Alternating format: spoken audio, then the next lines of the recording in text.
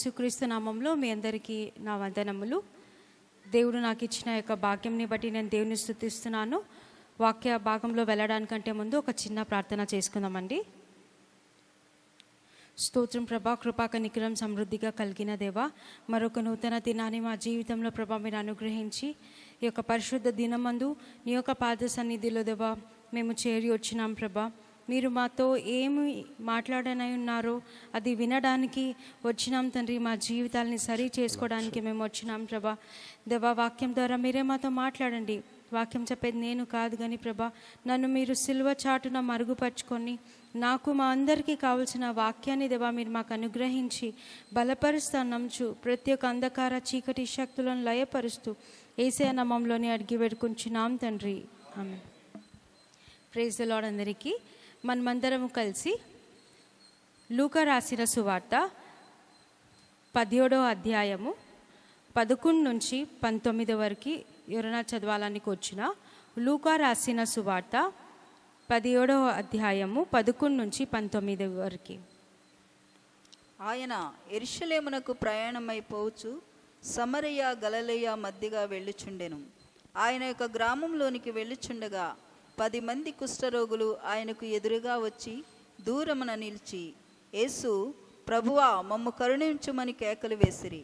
ఆయన వారిని చూచి, మీరు వెళ్ళి మిమ్మును యాజకులకు కనపరుచుకునుడని వారితో చెప్పెను. వారు వెళ్ళుచుండగా శుద్ధులైరి.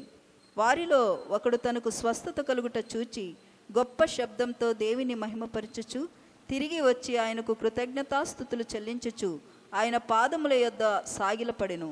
వాడు సమరయుడు. చాలండి.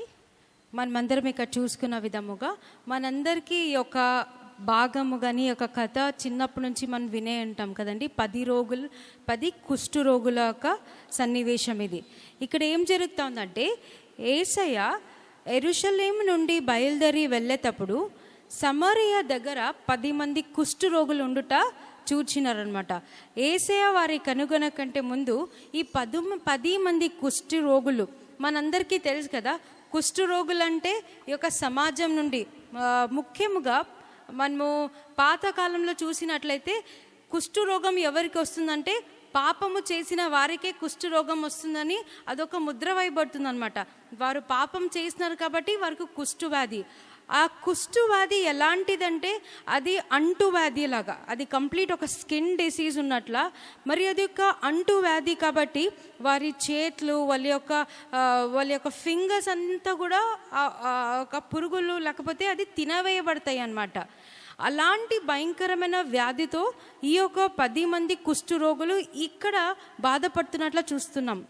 ఎప్పుడైతే ఈ కుష్టు వ్యాధితో బాధపడతారో జనాలు, వాళ్ళని ఏం చేస్తారంటే ఊరు నుంచి దూరముగా బయటికి వెళ్ళగొడతారు. ఎందుకు? వారి నుంచి వేరే వాళ్ళకి ఇంకా వస్తుంది. వాళ్ళని అందరి నుంచి ఐసోలేట్ చేసేస్తారనమాట.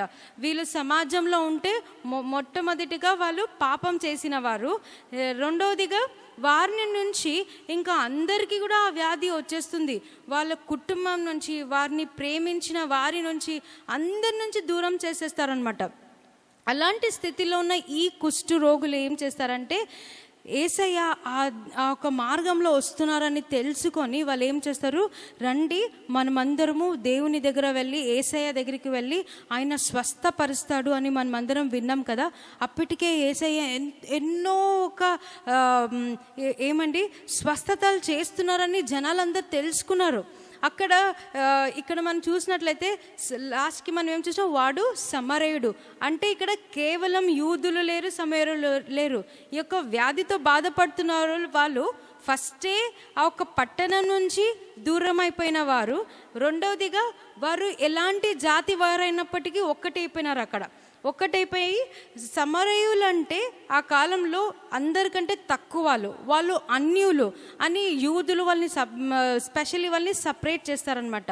అలాంటి పరిస్థితిలో ఉన్న వీరు ఏం చేసినారు, యూదులైనా సమరయులైనా వీళ్ళు వ్యాధితో బాధపడుతున్నారు కాబట్టి యేసయ్య వెళ్తుంటే వాళ్ళు ఏమని చెప్పినారండి, 12వ వచనంలో మనం చూసినట్లయితే వాళ్ళు దూరముగా యేసయ్య నుంచి దూరంగా నిలబడి తెలుసు మనము అంత అర్హులము కాదు, మనము వ్యాధితో బాధపడుతున్నాం కాబట్టి దేవుని నుంచి దూరంగా నిలబడి వాళ్ళు ఏమని చెప్తున్నారంటే మమ్మల్ని కరుణించుము, వాళ్ళు స్వస్థపరచుము అని అడగడం లేదు, కానీ మా పైన మీరన్న కనికరం చూపించండి. మేము విన్నాము మీరు ఎన్నో అద్భుత కార్యాలు జరిగిస్తారని, మేము విన్నాము మీరు ఎన్నో ఆశ్చర్య కార్యాలు జరిగిస్తున్నారని. ఈ దినం మీరు వాళ్ళకి అప్పటికి చాలా మందికి తెలీదు ఆయననే మెస్సయ్య, ఆయననే నిజమైన దేవుడు అని చాలా మందికి తెలీదు. కానీ వీరు మాత్రం విన్నారు.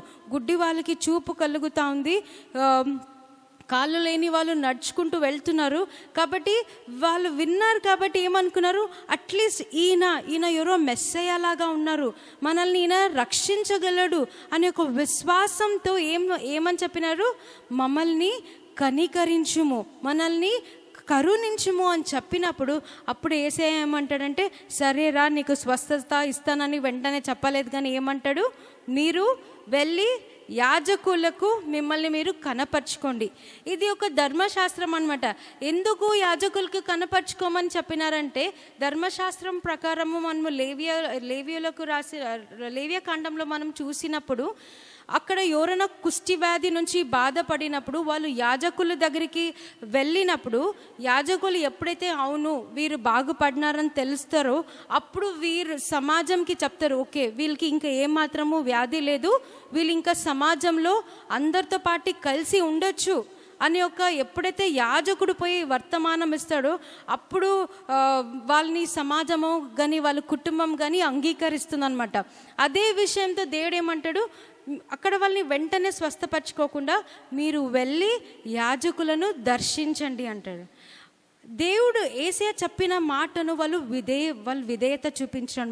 మొట్టమొదటిగా వాళ్ళు అనుకునిండొచ్చు, మేము స్వస్థత పరుస్తాడని మనము వస్తే ఈయన చూస్తే మమ్మల్ని ఏం చేసినాడు, మీరు ఇంకొక దగ్గరికి వెళ్ళండి అని చెప్తున్నాడే అని అనుకోకుండా ఏం చేసినారు, సరే ఈయన ఏదో యాజకుల దగ్గరికి వెళ్ళమంటున్నాడు కాబట్టి పద మనము వెళ్దాము అనుకొని 10 మంది కుష్టి రోగులు బయలుదేరి ఎక్కడికి పోతున్నారండి, యాజకుల దగ్గరికి వెళ్తున్నారు. వాళ్ళు ఇంకా వెళ్తుండగానే ఇంకా యాజకుని దగ్గర వాళ్ళు రీచ్ కాలేదు. అప్పుడే ఏం చూస్తారంటే వాళ్ళ శరీరంలో తెలియని ఒక మార్పు, లేకపోతే వాళ్ళ శరీరంలో తెలియని స్వస్థత వాళ్ళు చూచుటకు ఆరంభిస్తారనమాట. ఆరంభించినప్పుడు అక్కడ అందరికీ స్వస్థత కలుగుతుంది. అయితే ఆ 10 మందిలో ఒక్క ఆయన మాత్రం అనుకున్నాడు, చూసినావా మేము ఇంకా యాజకుని దగ్గరికి మేము రీచ్ కాలేదు, కానీ అప్పుడే మా శరీరంలో స్వస్థత, అప్పుడే మా శరీరం క్లీన్ అవటం మేము చూస్తున్నాము అనుకొని ఆ 10 మందిలో ఒక్క ఆయన మాత్రం అనుకున్నాడు, ఈయన ఎవరో గొప్ప ఆయన, ఈయన కేవలం గుడ్డివాడికి చూపించుట కాదు, మరి కుంటివాడికి నడక ఇచ్చుట కాదు, ఇలాంటి భయంకరమైన కుష్టు రోగిని కూడా ఈయన స్వస్థపరచుటకు సమర్థుడని ఈయన ఏం చేసినాడంట అండి. మనము చూసినట్లయితే 14వ వచనంలో, వారిలో ఒకడు తనకు స్వస్థత కలుగుట చూచి గొప్ప శబ్దంతో దేవుని మహిమపరచుచు తిరిగి వచ్చి ఆయనకు కృతజ్ఞతాస్తుతులు చెల్లించుచు ఆయన పాదముల యొద్ద సాగిలపడెను. చూసినారండి ఎట్లా వచ్చినాడంట, గొప్ప శబ్దముతో దేవుని స్తుతిస్తూ, ఇది దేవుని యొక్క కార్యమే, ఇది మనుష్యుని యొక్క కార్యము కానే కాదు, ఈయన నిజముగా మెస్సయ్య అని నమ్మి ఏం చేసినాడంట, గొప్ప శబ్దముతో దేవుని స్తుతిస్తూ దేవునికి రావాల్సిన మహిమనిస్తూ, ఇదేదో అవును నా మంచితనం బట్టి నాకు స్వస్థత రాలేదు, కానీ ఈ రిమైనింగ్ 9 మంది వాళ్ళు రిటర్న్ అవుతారో లేదో కానీ నేను మాత్రం ఎక్కడికి వెళ్ళాలా, తిరిగి నేను యేసయ్య దగ్గరికి నేను వెళ్ళాల్సిందే అనుకొని ఏం చేస్తాడండి, గొప్ప శబ్దంతో దేవుని స్తుతిస్తూ దేవుని మహిమపరుస్తూ యేసయ్య యొక్క పాదాల చెంతకు వచ్చి ఆయన సాగిల పడతాడనమాట. అప్పుడు యేసయ్య ఏమంటాడండి, 17వ వచనంలో మనం చూసినప్పుడు, అందుకు యేసు 10 మంది శుద్ధులైరి కారా, ఆ 9 ఎక్కడ? 10 మందిలో శుద్ధులైరి కారా అంటే యేసయ్యనే క్వశ్చన్ చేస్తున్నాడు. మీరు వచ్చింది 10 మంది కదా, 10 మందికి కూడా శుద్ధులైనారని నాకు తెలుసు, ఎందుకు స్వస్థత ఇచ్చింది ఎవరండి, యేసయ్యనే. 10 మంది శుద్ధులైరి కారా, కానీ ఆ 9 మంది ఎక్కడికి పోయినారు, వారికి ఎక్కడో కృతజ్ఞత లేరు, వాళ్ళు ఇంకా ధర్మశాస్త్రమే పాటిస్తున్నారు. ఓకే, చెప్పినాను కదా, సరే పోదాము, దాని తర్వాత మేము క్లీన్ అయినామని తెలుస్తుంది, దాని తర్వాత మా కుటుంబ సభ్యులు మమ్మల్ని యాక్సెప్ట్ చేస్తారు, ఇంకా మమ్మల్ని ఎవరెవరైతే త్రోసి వేసినారో, యా సమాజం అయితే మమ్మల్ని త్రోసి వేసినారో వారికి పోయి మమ్మల్ని మనము కనపరుచుకొని మనము చెప్పుకోవచ్చు, ఇంకా చూడమాము మేము బాగా అయిపోయినాము అని మేము చెప్పుకోవచ్చు అనే ఒక ఉద్దేశంతో వాళ్ళు ఏం చేసినారండి, 9 మంది వాళ్ళు ఏం చేసినారు, యాజకుని దగ్గరికి వెళ్ళినారు, వాళ్ళని వాళ్ళు ప్రూవ్ చేసుకున్నారు మేము శుద్ధులైపోయినామని. అయితే ఈ ఒక్క మనిషి మాత్రం దేవుని యేసయ్య దగ్గరికి వచ్చినప్పుడు యేసయ్య ఏమంటున్నాడు, 10 మంది కదా నా దగ్గరికి వచ్చింది, 10 మంది కూడా అందరు శుద్ధులైనారు కదా, అయితే వాళ్ళు ఎక్కడికి పోయినారు అంటే వీళ్ళలో ఎవ్వరిలో కూడా కృతజ్ఞత లేదండి. వాళ్ళు సరే యాజకుని దగ్గర పోయిన తర్వాత వచ్చినారా, అక్కడ ఎక్కడ కూడా లిఖింపబడలేదు, అంటే వాళ్ళు రాలేదు తిరిగి, ఇంకెప్పుడు కూడా యేసయ్య ముఖం వాళ్ళు చూడలేదు. కాబట్టి యేసయ్య అంటున్నాడు, మీ 9 మంది ఎక్కడికి పోయినారు, ఒక్కడే వచ్చినారు కదా అనుకొని యేసయ్య ఆయనకి శుద్ధత ఇచ్చుట మాత్రమే కాకోకుండా 19వ వచనంలో చూసినట్లయితే, నువ్వు ఇక్కడ నుంచి వెళ్ళుము, నీవు లేచి పొమ్ము, నీ విశ్వాసము నిన్ను స్వస్థపరచనని వానితో చెప్పాను. చూసినారండి, శుద్ధత కలుగుట ఒకటే కాకోకుండా ఈయనకొక్కటికే సంపూర్ణమైన స్వస్థత కలిగింది. శుద్ధులము. మనం అనేక మార్లు శరీర ఒక రోగాల కొరకు మనము ప్రార్థన చేసుకుంటుంటాం, కానీ అనేక మార్లు మనము ఎక్కడన్నా బహిరంగ సభలు జరిగినప్పుడు దేవుని యొక్క కృప ద్వారా చాలా మంది స్వస్థపరచబడతారండి. అయితే అనేక మంది తిరిగి వస్తారా యేసయ్య దగ్గరికి, స్వస్థ పొందినాము, ఆ పాస్టర్ మమ్మల్ని హీల్ చేసినాడు అయిపోయింది అనుకొని వాళ్ళు ఎక్కడో శరీర విషయమై వాళ్ళకి స్వస్థత కలుగుతుంది, కానీ ఆత్మీయ విషయంలో వాళ్ళకి ఎక్కడ కూడా స్వస్థత కనిపించదు. ఎందుకు వాళ్ళు కనిపించదంటే వాళ్ళు తిరిగి యేసయ్య దగ్గరికి రావడం లేదు. మనము ఈ దినము ఈ కుష్ఠరోగుల యొక్క జీవితంలో మనం కూడా ఆ 9 మంది ఆ 10 మందిలో మనము ఒక్కరని మనం ఆలోచించినప్పుడు అనేక మార్లు మనం చూసుకున్నట్లయితే ఎఫెసీ మనం తీయాల్సిన అవసరం లేదు, ఎఫెసీ పత్రిక 2వ వచనంలో మొదటి భాగంలో చూసినప్పుడు మనము మన పాపము చేత శరీర క్రియల చేత మరి మన ఈ లోక సంబంధమైన ప్రతి కార్యాల చేత మనము దేవుని నుంచి ఎక్కడున్నామంట, దూరంగా ఉన్నామంట. ఈ కుష్ఠరోగులైతే సమాజం నుంచి వాళ్ళు దూరంగా ఉన్నారు కదండి, సమాజం నుంచి వాళ్ళ ప్రేమించిన వారి నుంచి దూరంగా ఉన్నారు. మనము సమాజంలో ఉన్నాము, మన ప్రేమించే వారు మన దగ్గర ఉన్నారు, కానీ మనం ఎక్కడి నుంచి దూరం అయిపోయినామంట, యేసయ్య నుంచి మనం ఎక్కడ పోయినాము, దూరంగా వెళ్ళిపోయి దేవుడు మనకి ఉచితంగా ఇచ్చిన ఒక రక్షణను ఇంకా గ్రహించలేకపోతున్నామండి.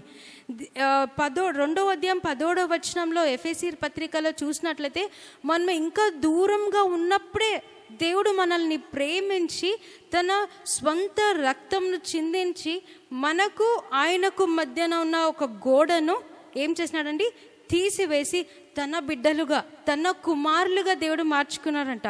ఈ కుష్ఠరోగులు కూడా దేవుని యేసయ్యని చూచినప్పుడు వాళ్ళు ఎక్కడున్నారండి, దూరంగా నిలబడే మమ్మల్ని కరుణించుము అని కోరుకున్నారు. అది ఒక మంచి మాట. వాళ్ళు ఫస్ట్ ఏమని కోరుకున్నారు, స్వస్థత కొరకు కోరుకున్నారు, ఈయన స్వస్థపరుస్తాడని నమ్మినారు. అదే విశ్వాసం ఈ దినం మనందరికీ ఉండాల. ఒక్కసారి మన జీవితాల్ని పరీక్షించుకున్నప్పుడు ఎక్కడో మనము మన బహిరంగ స్థితి బాగా కనిపిస్తూ ఉందేమో, మనము చూచుటకు చాలా అందముగా లేకపోతే చాలా ఉన్నతమైన వారిగా కనిపిస్తున్నామేమో, కానీ ఒక్కసారి మన జీవితాన్ని మనం ఆలోచించుకున్నప్పుడు ఎక్కడన్నా దేవునికి మనము దూరం అయిపోయినామా, సమాజంలో మనం ఒక పేరు తెచ్చుకున్నామేమో, సమాజంలో అందరితో కలిసి మెలిసి సోషల్గా ఉన్నామేమో, కానీ ఎక్కడన్నా దేవునికి దూరం అయిపోయినామా. మనకి తెలిసిపోతుంది యేసయ్యతో మనకి ఉండాల్సిన సంబంధం లేకపోతే మన జీవితం ఎలాగుంటుందండి. అందరూ మన చుట్టూ ఉన్నప్పటికీ ఎక్కడో తెలియని ఎంప్టీనెస్, ఎక్కడో తెలియని లోన్లీనెస్, ఇవన్నీ కూడా మనం అనుభవిస్తాం. అది మనకి యేసయ్యను ఒక్కసారి మనం రుచి చూచిన ప్రతి ఒక్కరు కూడా ఇది అనుభవిస్తారు. ఏమని, యేసయ్య లేకపోతే మన జీవితంలో అంత ఉన్నప్పటికీ తెలియని లోటు, తెలియని ఎంప్టీనెస్ ఉంటుంది.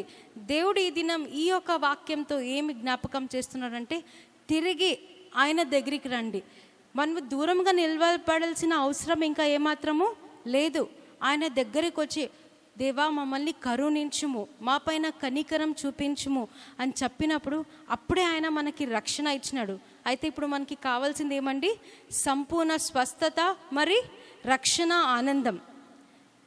మనము బాప్తిజం తీసుకున్నాక మనం అందరం కూడా రక్షణ పొందిన వారమే. ఉచితముగా దేవుడు మనకి తన బిడ్డలుగానే రక్షణ ఇచ్చినాడు. అయితే ఆ రక్షణ ఆనందంలో ఈయన ఎవరైతే తిరిగి వచ్చినాడో ఆయన బిగ్గరగా కేకలేస్తూ దేవుని మహిమపరుస్తూ వచ్చినాడంట. ఎప్పుడు మనము బిగ్గరగా కేకలు వేయగలమంటే ఎప్పుడైతే దేవుని యొక్క ప్రసన్నతను మనం అనుభవిస్తామో అప్పుడే. అంటే లౌడ్గా అట్లా కాకపోయినా అది ఒక వే ఆఫ్ ఎక్స్ప్రెసింగ్ మన ఒక దేవునితో ఉన్న సంబంధం. ఇంకొకటి సంపూర్ణంగా హృదయపూర్వకంగా మనం దేవుని స్తుతిస్తామంట. అంటే దేవునికి మనకి ఆ ఒక సంబంధము, ఆ ఒక ఉండాల్సిన కమ్యూనియన్ ఎంతోగానో ఎప్పుడైతే స్ట్రాంగ్గా ఉంటుందో అప్పుడు మనము ఆ ఒక రక్షణ, ఒక ఆనందాన్ని అనుభవిస్తూ ఎప్పుడు కృతజ్ఞులుగా, దేవా మీరు ఇచ్చిన ఈ యొక్క ఉచితమైన రక్షణ, సిలువలో కాచిన ఒక రక్తం, ఆయన సిలువలో మన ప్రతి ఒక్క రోగాల్ని తీసేసినారు, ప్రతి ఒక్క అవమానాన్ని, లోన్లీనెస్ని అన్నీ తీసేసినాడు. అయితే ఇప్పుడు కావాల్సింది మనకేమండి? ఆయనతో ఉండాల్సిన ఒక సంబంధం, ఆయనతో ఉండాల్సిన ఒక కమ్యూనియన్ ఎప్పుడైతే మనకు ఉంటుందో మన హృదయము ఆ ఆనందంతో నింపబడి ఉంటుంది. మనమందరం కూడా ఈ దినం ఈ యొక్క వాక్యం ద్వారా, దేవా ఎక్కడైనా మీ యొక్క రక్షణ ఆనందాన్ని పోగొట్టుకొని కృతజ్ఞత లేకోకుండా మీ నుంచి ఇంకా దూరంగా జీవిస్తున్నామేమో ప్రభువా. మేము శుద్ధులం ఒకటే కాదు కానీ సంపూర్ణమైన స్వస్థత, లోపల స్వస్థత, బహిరంగ స్వస్థత అంతా కావలేసే అని దినం మనం కోరుతూ ఆయన ఒక బల్లలో మనం పాల్గొందాం. దేవుడి యొక్క చిన్న వాక్యం దీవించును గాక.